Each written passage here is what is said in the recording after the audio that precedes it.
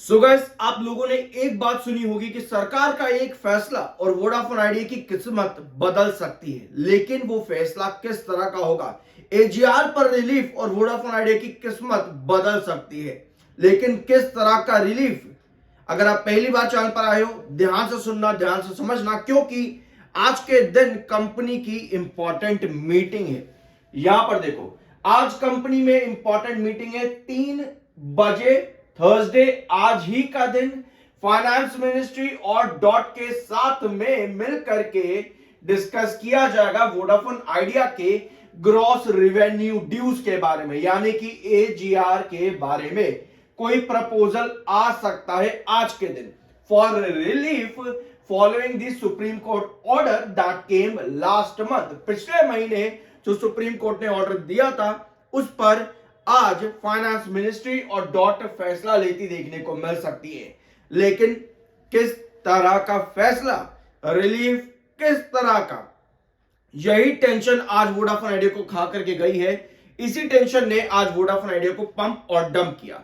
कल Vodafone idea अच्छा pump हुआ, आज डंपिंग है। ऑल्दो कल की जितनी तेजी थी उतना डंप अभी नहीं है। लेकिन आखिर ऐसा हुआ क्यों? कंपनी में एक अपडेट आई थी परसों के दिन, इस तरह की आप लोगों ने देखी होगी कि सरकार दिसंबर 2025 के आखिर तक कोई रिलीफ ले सकती है। और आज ये मीटिंग है, ठीक है, आज ये मीटिंग है। अब टेंशन इस बात की है कि मीटिंग में क्या फैसला होगा, रादर देन इससे बड़ी टेंशन ये है कि कल परसों के दिन ही, कल कह लो आप यहां पर, कल के दिन ही कंपनी ने क्लेरिफिकेशन दिया था उस न्यूज पर जो अभी आपने परसों के दिन देखी थी कि कोई डेवलपमेंट एजीआर पर अभी नहीं है। Clarifies no new AGR development, यह बात कंपनी ने कल के दिन बताई। इसी वजह से जो आपको कल तेजी दिखी ना वोडाफोन आइडिया में, वो रिस्ट्रिक्टेड थी। ये पॉइंट मैंने आपके साथ डिस्कस भी किया था और डेट्स में आपको एक बार फिर से दिखा देता हूं। यहां पे ये रही, ठीक है, ये कुछ डेट्स है वोडाफोन आइडिया लिमिटेड के अंदर जिन पर आज तक वोडाफोन आइडिया में आपको पंप एंड डंप जैसी सिचुएशन देखने को मिली, अगर आप देख पा रहे हो तो, ठीक है। हर तारीख जो आपने यहां पर अभी इस पेज पर देखी, पिछले 3 सालों के अंदर वोडाफोन आइडिया किस तरह से चला है, किसी भी न्यूज पर, किसी र्यूमर पर, उसके बाद जो कंपनी का क्लेरिफिकेशन आया है, पंप एंड डंप इन तारीखों को हुआ है, ठीक है। अब आज का दिन वोडाफोन आइडिया के लिए इंपॉर्टेंट इसलिए हो जाता है क्योंकि कल के दिन कंपनी ने ये क्लेरिफिकेशन दिया था और आज मीटिंग की बात चल रही है न्यूज में। 3 बजे ये मीटिंग है, तो आज के लिए वोडाफोन आइडिया का दिन बहुत ज्यादा जरूरी रहेगा। लेकिन क्या इतने से हम सब कुछ समझ गए? नहीं समझे। अभी आते हैं ब्लैंक स्क्रीन पर और आपको सब कुछ यहां पर डिस्कस करते हैं। 4,96,00,000 इस समय बायर हैं और 11,52,00,000 इस समय सेलर हैं। वोडाफोन आइडिया की कंडीशन ऑन चार्ट अगर आप सीखते हो चीजों को सही तरीके से, तो आपको मालूम है कि 10,40 से लेकर के 11,20, ये जो दो लेवल आप यहां पर देख रहे हो, ये दोनों ही आपके कंसोलिडेशन जोन है, रिस्ट्रिक्शन पे। ये तभी ब्रेकआउट होंगे जब एजीआर पर कुछ पॉजिटिव डेवलपमेंट आएगी कंपनी के फेवर में, जो हो, जो कंपनी को पसंद हो, तो ये लेवल ब्रेकआउट होगा और इसके बाद आपका नेक्स्ट पोजीशन बनती है 12,30 के आसपास। और फर्दर ऑन सभी लेवल्स में आप लोगों के साथ पिछले कुछ वीडियोस में डिस्कस कर चुका हूं। अगर आप पहली बार चैनल पर आए हो, जरूर देखना, उन सभी वीडियोस को सब्सक्राइब कर दिया करो, वीडियो बनाने में मेहनत लगती है, ठीक है। लेकिन अगर वोडाफोन आइडिया के फेवर में कोई डिसीजन नहीं आता या फिर कुछ ऐसा डिसीजन आता जो कि वोडाफोन आइडिया को पसंद ना हो, तो नेक्स्ट बेस आपका 9,40 के पास बनता है। फेवर में डिसीजन आता है तो आप 11,20 को ब्रेकआउट करने के लिए जाओगे, नहीं आता फेवर में डिसीजन तो 9,40 पर आप आ जाओगे। ये कंडीशन अभी ऑन चार्ट वोडाफोन आइडिया की। लेकिन एजीआर जो आपका है ना, इसको समझना इतना भी आसान नहीं है। आज तक शायद आप यही सुनते आए होंगे कि एजीआर का रिलीफ मिल जाए, सरकार का सपोर्ट तो है ही, छप्पड़ फाड़ देगा वोडाफोन आइडिया। और अभी कमेंट भी मेरे पास आया कल के वीडियो पे ही कि अब यहां से तो 50 रुपए चला जाएगा। ध्यान से सुनना, एजीआर रिलीफ आपको बताता है कुछ सॉल्यूशंस। किस तरह के सॉल्यूशन?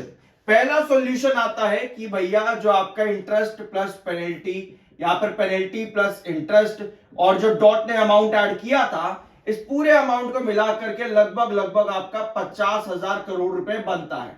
लगभग अगर आप पूरे एजीआर को मिला लो तो लगभग 83,000 करोड़ के आसपास बनता है। ये कैलकुलेशन तो शायद अब आप लोग को पता चली गई होगी, ठीक है। ये है कैलकुलेशन। तो अगर हमें इस पूरी कैलकुलेशन पर रिलीफ मिलता है ना वोडाफोन आइडिया के, तो ये है एक पॉजिटिव रिलीफ। हमें इस रिलीफ की जरूरत है। Interest on penalty, penalty on interest और डॉट ने जो अमाउंट ऐड किया मिलाकर के 50,000 करोड़, ये रिलीफ मिल गया तो इससे बढ़िया कुछ नहीं। बट 83,000 करोड़ का रिलीफ मिल गया तो भैया इससे बढ़िया तो कुछ भी नहीं।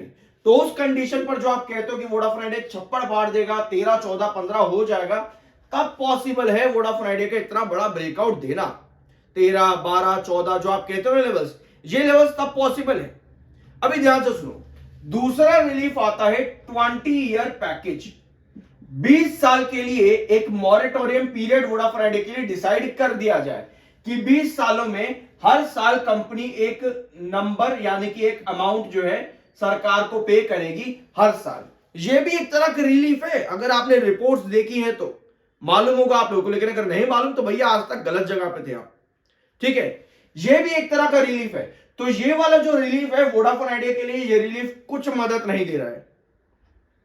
सरकार ने, सुप्रीम कोर्ट ने सरकार को कहा कि भैया फिर से आप कैलकुलेट करो, रिकैलकुलेट करो, एजीआर पर रीअसेसमेंट करो।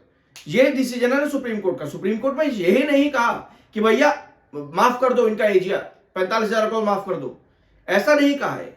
तो जो कहा है उस पर ही फैसला आएगा। आज 3 बजे देखते हैं क्या मीटिंग होती है।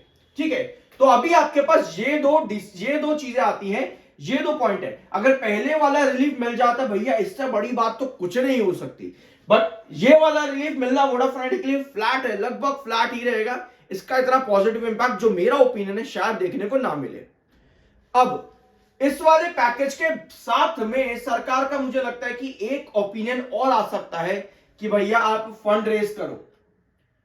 ठीक है, आप फंड रेज करो। अब वोडाफोन आइडिया मई 2025 से लेकर के आज की डेट तक अपने फंड रेज को टालता हुआ आया है, लेकिन अब थोड़ी बहुत उम्मीद जगी है कि दिसंबर 2025 में कंपनी फंड रेज कर दे।